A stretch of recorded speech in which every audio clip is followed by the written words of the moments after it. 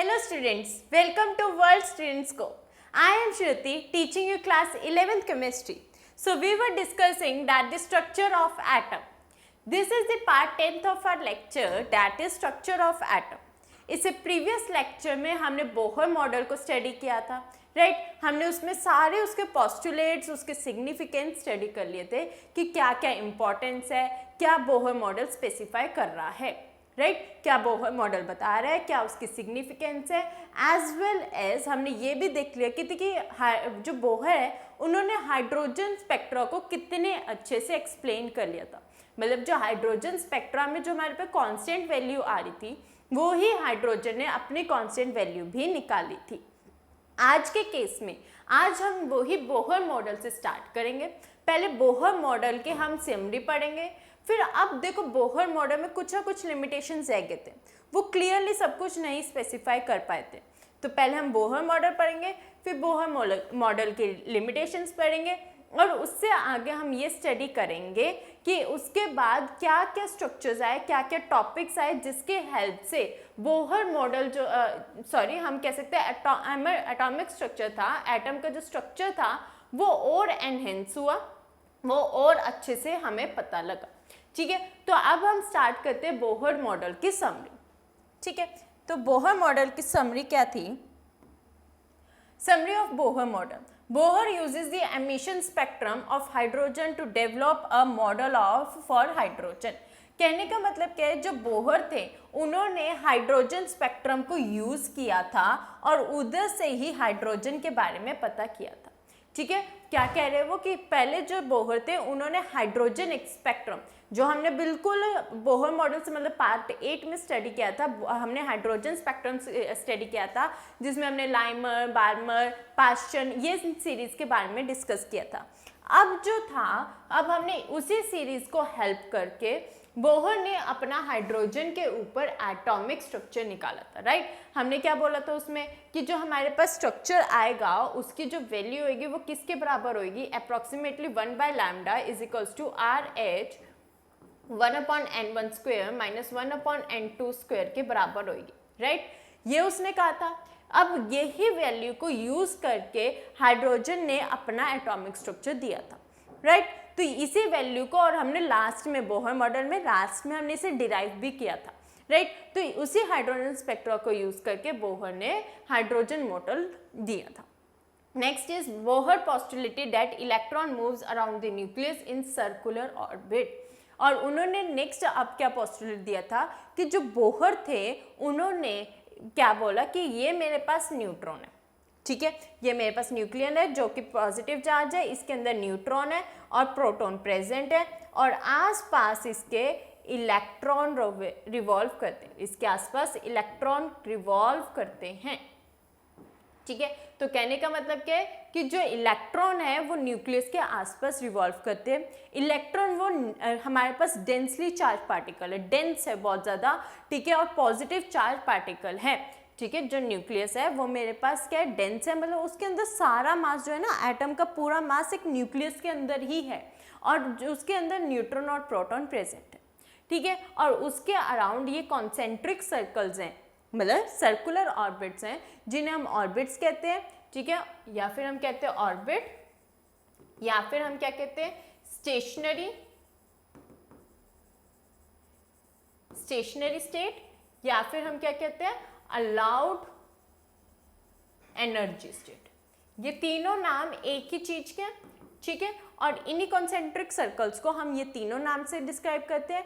इन्हीं concentric circles को हम ये कहते हैं ऑर्बिट, स्टेशनरी स्टेट और allowed energy state, right. Next is Bohr model determines the radius of each circular atomic orbit. अब हमने कहाँ तक बात करी कि ये न्यूक्लियस है, इसके अंदर न्यूट्रॉन और प्रोटॉन है। हमें पता है कि न्यूट्रॉन और प्रोटॉन में ही मास होता है, इलेक्ट्रॉन का मास नेग्लिजिबल होता है और उसके आसपास कॉन्सेंट्रिक सर्कल्स होते हैं, राइट। वो कॉन्सेंट्रिक सर्कल्स क्या है, ऑर्बिट है, स्टेशनरी स्टेट है या लाउड एनर्जी स्टेट है। ये जो होते हैं ना ये स्टेशनरी होते हैं, जो सर्कल्स है ना वो हमारे स्टेशनरी मतलब फिक्स्ड है, इसके अंदर इलेक्ट्रॉन रिवॉल्व करेगा। हम क्या कह रहे हैं, इलेक्ट्रॉन रिवॉल्व करेगा, जो हमारी स्टेट है वो रिवॉल्व नहीं करेगी, जो हमारी स्टेट है वो रिवॉल्व नहीं करेगी, इलेक्ट्रॉन रिवॉल्व करेगा। ठीक है, और इसीलिए इसका नाम स्टेशनरी स्टेट पड़ा था। तो बोहर मॉडल ने इतना बता दिया। अब इस सर्कल और इसके ऑर्बिट के बीच में रेडियस होएगा, कुछ ना कुछ रेडियस होएगा। वो रेडियस भी बोहर ने हमें बता दिया था कैसे निकलेगा, R naught is equals to sorry R N is equals to A naught N, R N is equals to A naught N, where N is any integral number, N is any integral number, मतलब 1 2 3 कुछ भी हो सकता है, ठीक है। तो और ए नॉट की वैल्यू जो थी वो थी 52.9 पिकोमीटर, ए नॉट की वैल्यू क्या थी 52.9 पिकोमीटर। तो आर एन क्या आ जाता है कि 52.9 पिको एन, ठीक है, हम यहाँ पे पिकोमीटर नहीं लगाते एन, मतलब कि आर एन की वैल्यू हमारे पास 52.9 इंटू एन होगी। इसका मतलब क्या है, जो आर एन है हमारे पास, अगर मेरे को आर रेडियस ऑफ 1 निकालना है तो वो क्या आ जाएगी 52.9 इंटू पिकोमीटर, मतलब कि ये हमारे पास पहली रेडियस आ जाएगी। और इसे हमने क्या कहा था, बोहर्स रेडियस, बोहर्स रेडियस कहा था, ठीक है। तो बेसिकली बोहर के इन 3 पोस्टुलेट्स क्या कह रहे हैं, पहला क्या कह रहे हैं कि बोहर ने अपना जो हमारा हाइड्रोजन स्पेक्ट्रम था उसी को ही यूज करके हाइड्रोजन का मॉडल बना दिया, पहली चीज। दूसरी चीज उन्होंने क्या कहा कि हमारे पास सेंटर में एक डेंसली चार्ज, मतलब पॉजिटिवली चार्ज पार्टिकल है, दैट इज न्यूट्रॉन और प्रोटॉन है, जिसे हम कलेक्टिवली न्यूक्लियन कहते हैं, क्योंकि वो न्यूक्लियस के अंदर होते हैं और उसी में सारा मास होता है।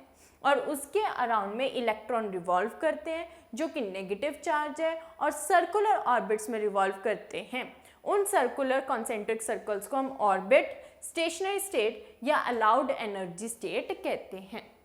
Next is Bohr model determines the radius of each circular electron orbit.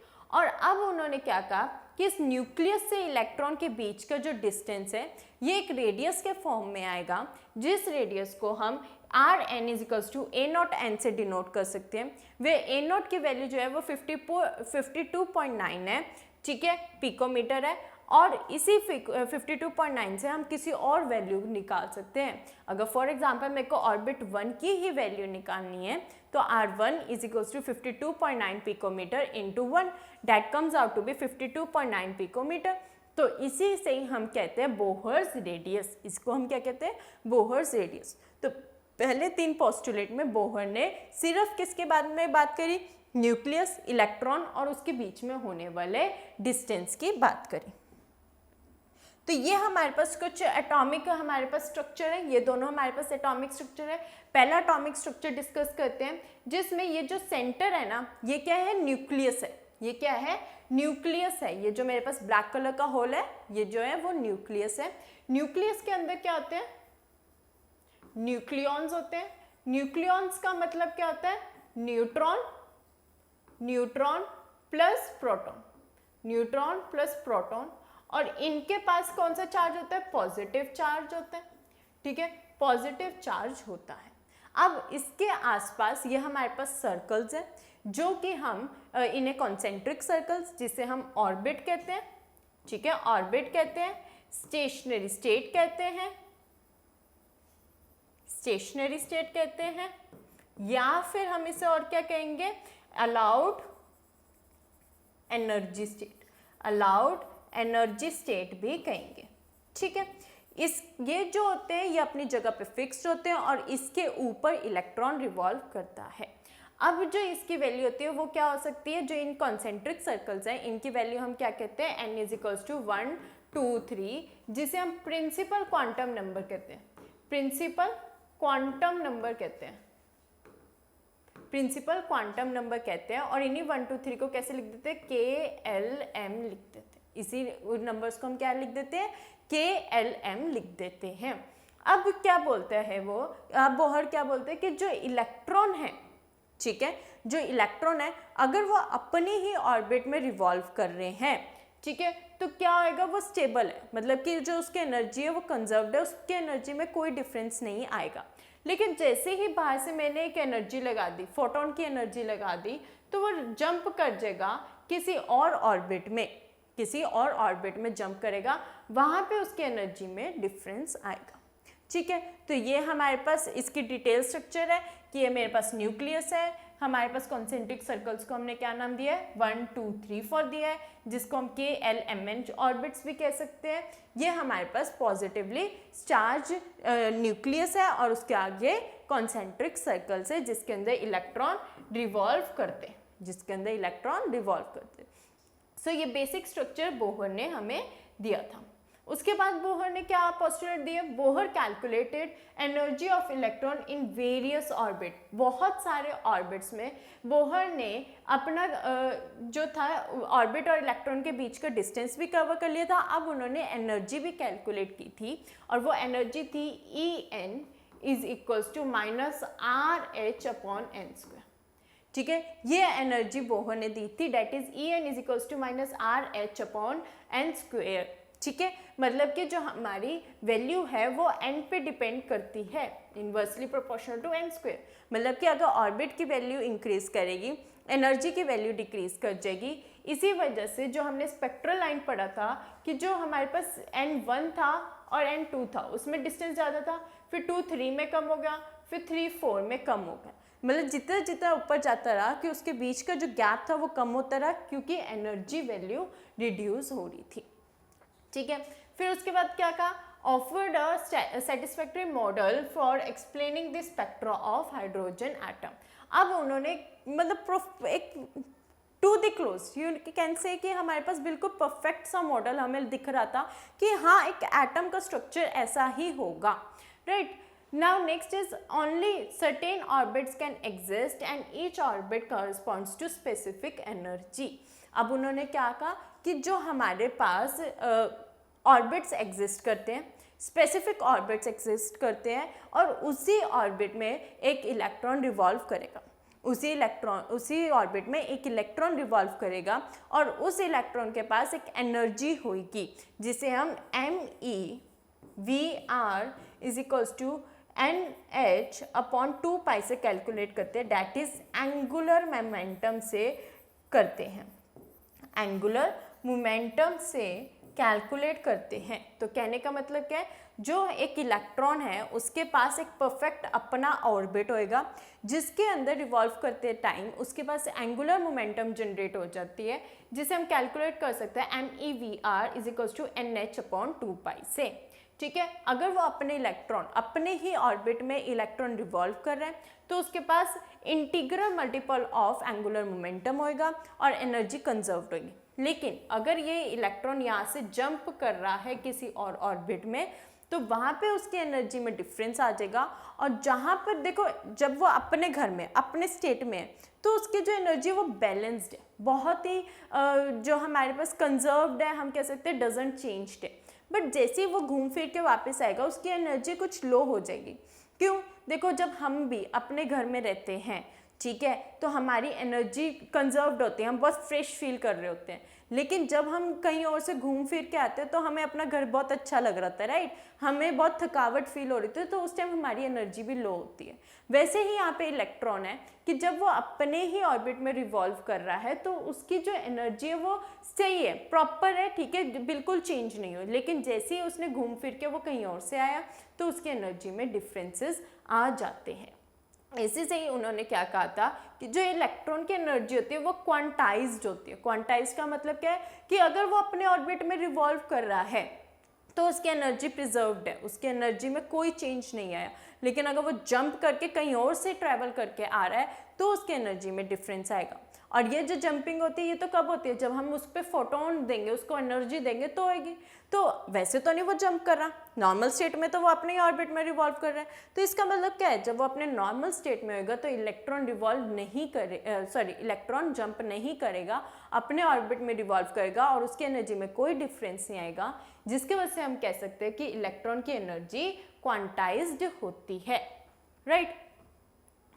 सो ये थे हमारे पास बोहर के पोस्टुलेट। अब हमने अच्छे से डिस्कस कर लिया कि बोहर ने एक्चुअली क्या क्या बातें कही थी, क्या क्या चीज़ एग्जैक्टली एक्सप्लेन किया था। अब नेक्स्ट चीज इज कि हमारे पास लिमिटेशंस क्या है, यहाँ पर हमें बड़ा परफेक्ट बोहर मॉडल लग रहा है कि हाँ देखो इलेक्ट्रॉन के बारे में भी बात किया, ऑर्बिट्स के बारे में भी बात किया है, उसके एनर्जी स्टेट्स, उसके बीच में जो रेडियस है उसके बारे में भी बात किया, सारी चीज़ों के बारे में तो बात हो चुकी है, लेकिन स्टिल यहाँ पे कोई ना कोई चीज़ रह गई थी, that is the limitation of the Bohr's model. और पहली चीज़ क्या थी कि देखो हमने स्टार्टिंग में बिल्कुल, अगर आप 9th लेक्चर देखो तो मैंने फर्स्ट पॉइंट पे ये कहा था कि बोहर ने हाइड्रोजन एटम को एज्यूम किया, हाइड्रोजन एटम को लेके चले। तो कहने का मतलब क्या है कि वहाँ पर बोहर ने हाइड्रोजन एटम के बेसिस पे स्पेक्ट्रा दिया, हाइड्रोजन एटम के बेसिस पे मॉडल दिया, बाकी एटम्स का क्या, बाकी जो हमारे पास एलिमेंट्स हैं उनका क्या।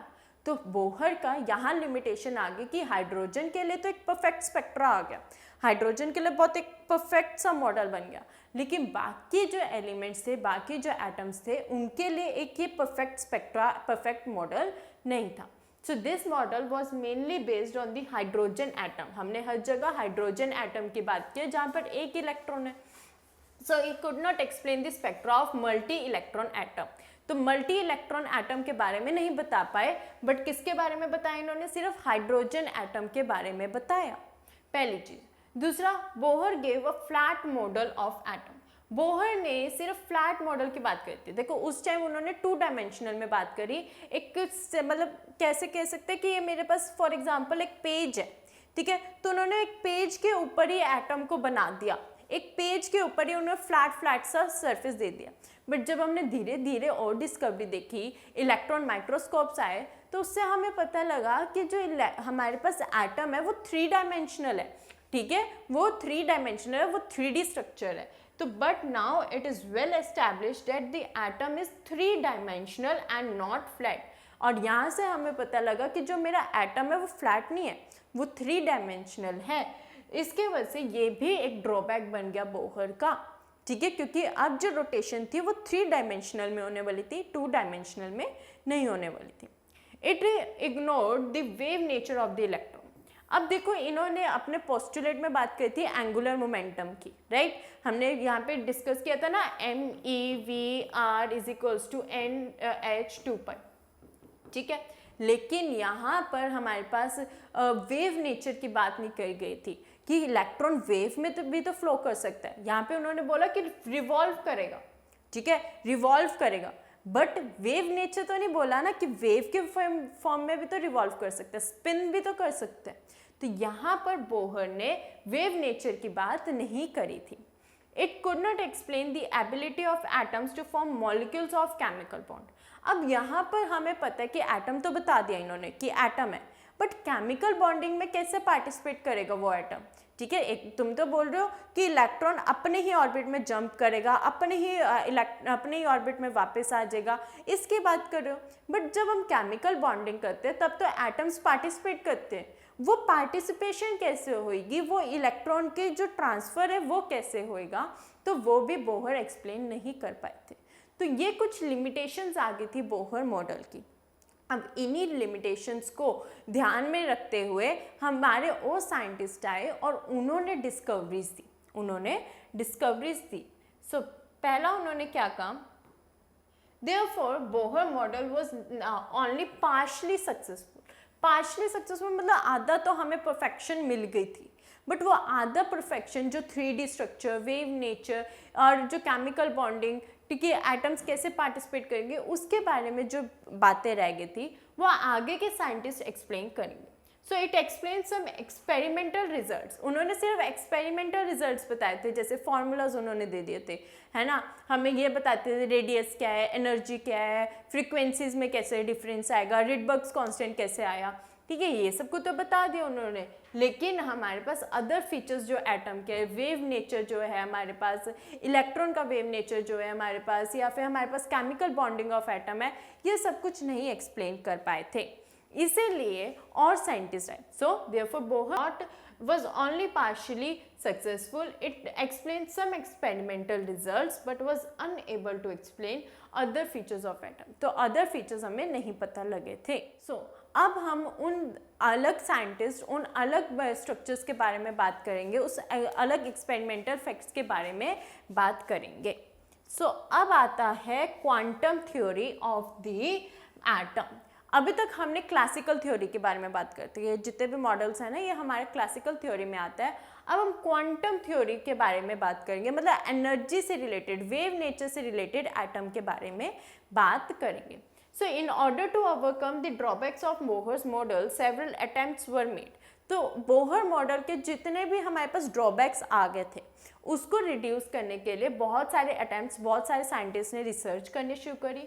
वर made to develop a more suitable and general model of atom. और यहाँ से हमारे पास और एटम के और अच्छा और बेसिक और परफेक्ट मॉडल की डिस्कवरी होना शुरू हुई। The development of new model was mainly based on the following concept. और यहाँ से हमारे पास दो कॉन्सेप्ट मेन आए थे, that is dual behavior of matter and Heisenberg uncertainty principle। तो इन दो कॉन्सेप्ट के ऊपर पूरी क्वांटम थ्योरी बहुत अच्छे से एक्सप्लेन हुई गई। और हाइजेनबर्ग अनसर्टेनिटी प्रिंसिपल जो है वो बहुत डेप्थ टॉपिक है। डुअल नेचर तो फिर भी हमने थोड़ा बहुत पढ़ लिया है कि डुअल नेचर एक्चुअली है क्या, कि वो पार्टिकल जो है हमारे पास वो वेव नेचर और पार्टिकल नेचर दोनों शो करेगा, राइट। लेकिन हाइजेनबर्ग अनसर्टेनिटी प्रिंसिपल और भी चीज़ें वेव नेचर को डिस्क्राइब करता है और भी एटम की डेप्थ को डिस्क्राइब करता है। तो अब क्वांटम थ्योरी के अकॉर्डिंग हम इन दो बेसिक कॉन्सेप्ट्स के बारे में बात करेंगे, डेट इज डुअल बिहेवियर और हाइजेनबर्ग अनसर्टेनिटी। तो आज हम डुअल बिहेवियर के बारे में डिस्कस करेंगे। आज हम सिर्फ डुअल बिहेवियर के बारे में बात करेंगे। सो जो डुअल बिहेवियर था ना, वो साइंटिस्ट डी ब्रॉगली साइंटिस्ट ने अच्छे से एक्सप्लेन किया था कि डुअल बिहेवियर होता क्या है और क्या चीज़ बोली गई है डुअल बिहेवियर के अंदर।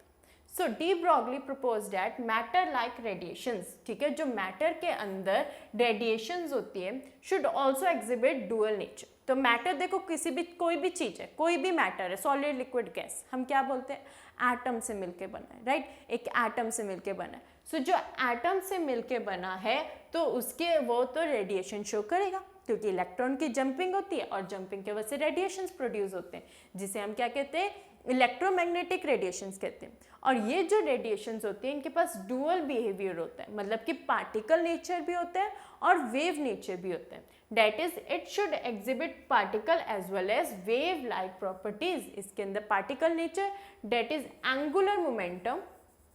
पार्टिकल नेचर में हमारे पास मॉडर्न टॉपिक क्या होता है, एंगुलर मोमेंटम। और जो वेव नेचर है उसके अंदर मतलब वेव लेंथ, फ्रीक्वेंसी, ये सारी की वैल्यू, ठीक है, इन सब चीज आ जाती है। तो डी ब्रॉगली ने क्या कहा, कोई भी मैटर है वो एटम से मिलके बना है और अगर एटम से मिलके बना है तो वो रेडिएशन ज़रूर प्रोड्यूस करेगा, जो कि रेडिएशन जो होती है वो हमारी दोनों तरीके की बिहेवियर शो करती है, वेव नेचर भी और पार्टिकल नेचर दोनों टाइप का शो करती है। सो यहाँ पे वो उन्होंने क्या कहा, it means that just like photon, ठीक है, फोटोन की तरह, फोटोन क्या होता है, एनर्जी के पैकेट्स, राइट, लाइट एनर्जी के पैकेट्स को हम क्या कहते हैं, फोटोन कहते हैं। So photon, electron should also have momentum. तो इलेक्ट्रॉन के पास मोमेंटम भी होना चाहिए एज वेल एज वेवलेंथ भी होनी चाहिए। मतलब मोमेंटम का मतलब p भी होना चाहिए और वेवलेंथ मतलब लैम्डा भी होनी चाहिए। The wave associated with the particle is called matter wave। और जो हमारे पास उस पार्टिकल के साथ वेव होएगी उसे हम क्या कहेंगे, मैटर वेव कहेंगे। क्योंकि देखो कोई भी चीज़ कोई भी मैटर एटम से मिलके बनी है तो उसके अंदर होने वाला ऑब्जेक्ट भी हम उसे क्या कहेंगे, मैटर वेव कहेंगे और डी ब्रॉगली वेव कहेंगे। जनरली हम डी ब्रॉगली वेव का नाम लेके चलते हैं, मैटर वेव थोड़ा कम यूज़ करते हैं, बट यू कैन से कि कॉन्सेप्ट को आप बोल सकते हो हम डिफ़िकल्ट बनाने के लिए या क्वेश्चन को थोड़ा कॉन्सेप्चुअल बनाने के लिए मैटर वेव का नाम भी दिया जा सकता है, ठीक है। So de Broglie suggested that the wavelength associated with the particle of mass m moving with velocity v can be given as. तो यहाँ पर उन्होंने बोला कि जो हमारे पास क्या बोल रहे हो कि फोटोन होएगा, उसके अंदर इलेक्ट्रॉन होने वाला है, तो उसके अंदर wave nature that is wavelength भी होएगी और particle nature that is angular momentum भी होएगा, दोनों चीज़ प्रेजेंट होगी। फिर दूसरी बात उन्होंने क्या बोली कि जो डी ब्रॉगली वेव है उसके पास जो मास है वो m होएगा और वेलोसिटी v होएगी।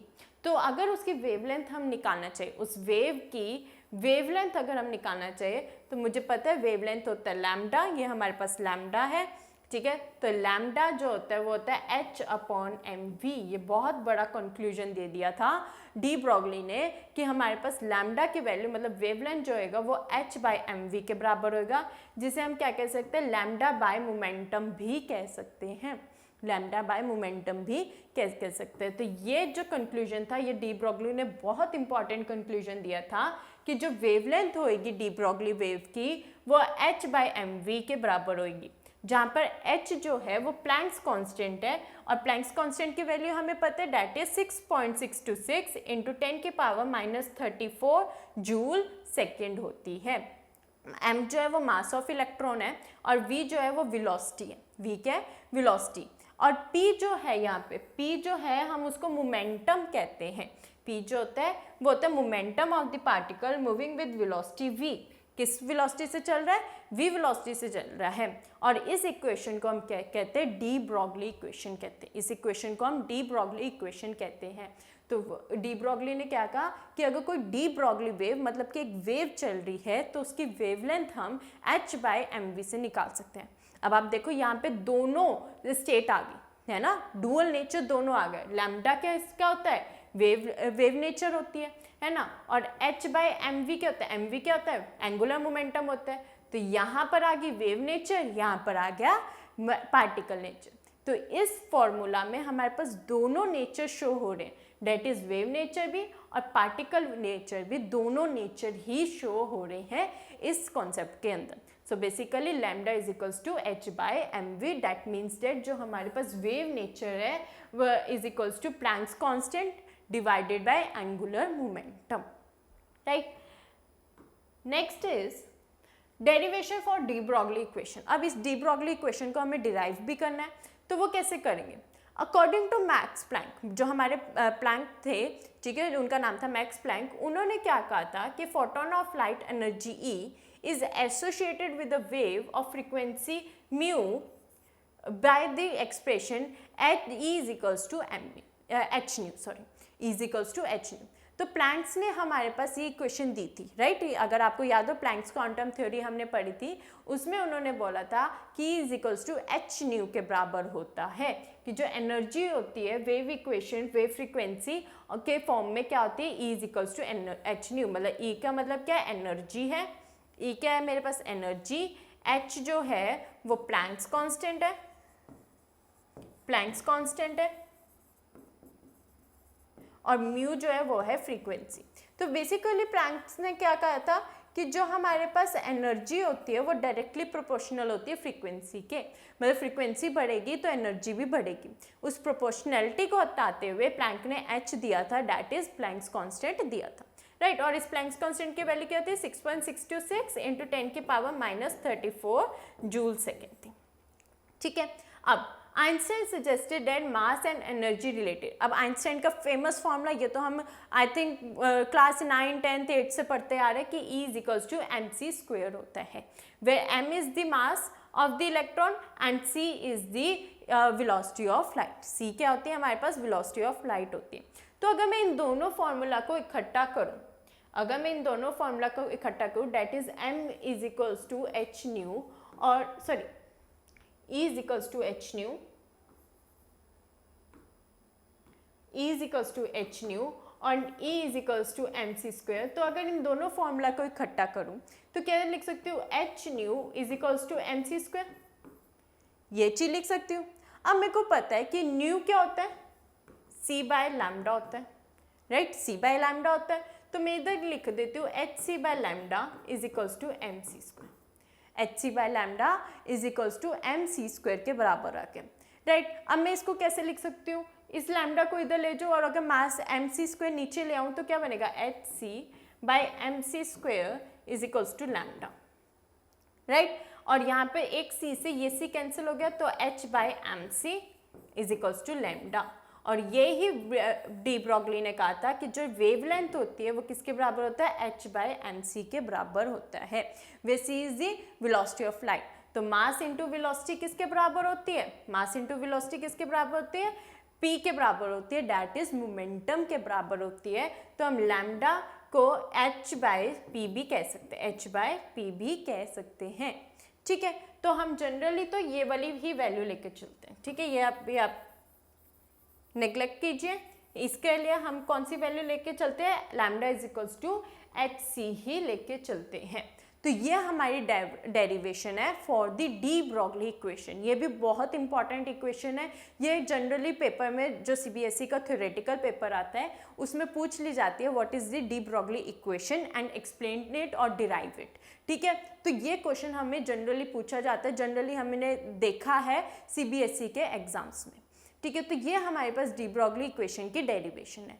आज हमने डुअल नेचर का first part that is dual behaviour हमने स्टडी कर लिया, जो कि डी ब्रॉगली ने एक्सप्लेन किया था। नेक्स्ट लेक्चर में हम स्टडी करने वाले हाइजेनबर्ग अनसर्टेनिटी प्रिंसिपल। ठीक है, तो आई थिंक आपको डुअल नेचर तो अच्छे से समझ में आ गया कि डुअल नेचर तो बेसिकली हमने पहले भी पढ़ लिया कि डुअल नेचर क्या कहलाता है, कि उसके पास वेव और पार्टिकल नेचर दोनों ही प्रेजेंट होंगे। अब हम नेक्स्ट इक्वेशन में पढ़ेंगे कि वेव नेचर और कैसे एनहेंस होके आता है, जिसमें हम पढ़ेंगे हाइजेनबर्ग अनसर्टेनिटी प्रिंसिपल। ठीक है, so thank you students, will meet you in the next lecture. Thank you from the world students को।